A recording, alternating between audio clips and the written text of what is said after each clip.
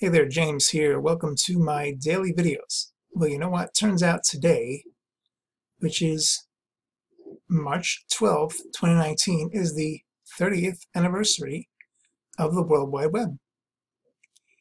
How do I know that? Well, good old Google popped up on my Google homepage. So when I clicked the link, I found this. Okay, this is the first computer that this guy here, let me zoom on down, Tim Berners-Lee, the computer that he used to create the World Wide Web. So they give a little history here. First of all, this was the computer system, the supercomputer at the CDC, the Collection of Science Museum. It's an old supercomputer. It was in existence, I guess, back at the time or just before he invented the web. You can see here the rust down below. So there he is. He's a bit older now, but here he is with the screen of the active web.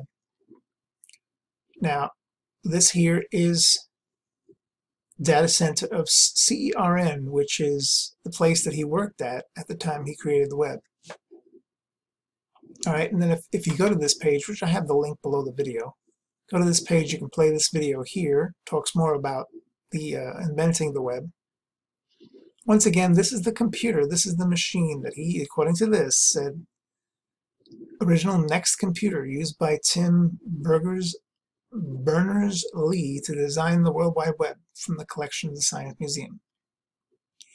This is the diagram, I guess, he put together, explaining the web. Kind of glad it works because I don't understand it. And this was a screenshot, an early screenshot of the web. So that's pretty good. But, you know, it got me to thinking, you know, I started my time on the internet back in 1996. And then about 3 years later, I decided, well, you know, I have to create a website. If I'm going to get to know this internet, I need to learn web design. I don't know why, but I said, you know, if I get my foot in the door somehow, I'll never be behind.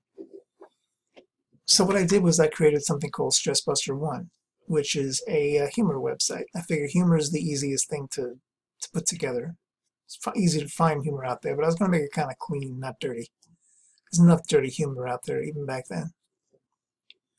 So let me show you. I went to the Wayback Machine because right now the site, you know, it's not up right now. StressBuster 1 is not up because I just don't have the time right now to maintain it. And it's just been sitting there with the same old stuff. So I temporarily tore it down. By the way, this is what I saw, which brought me to this page. But if I copy paste, this is what I came across before on the Wayback Machine. This was a early 2000, year 2000 version of my StressBuster 1 site, the whoop-ass cure for stress. Okay, and I created this with, at the time was, it is now Adobe Flash, but at the time it was Macromedia Flash. Okay, for you history buffs, internet history buffs, you'll know what that is. Anyway, this is what I created, and I put my own sound effects.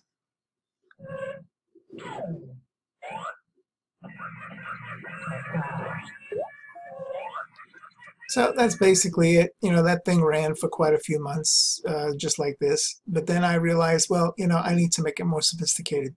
So it looked more and more sophisticated over time. I don't have those screenshots, but maybe in the future I'll show you more about it. That, of course, is my cat wanting food, so please ignore her meows. All right, so it's pretty interesting that 30 years have passed since the World Wide Web was invented.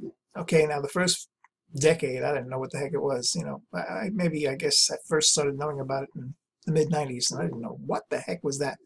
So I got my first computer, which was a Dell computer, and it had 300 meg of memory, and that was a lot back then.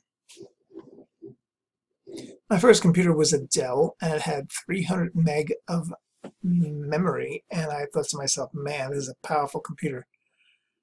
Now that computer couldn't even run because it's just no way could it hold what the internet pushes at you as soon as you open it up. Even the everyday tasks at computers is I still have it.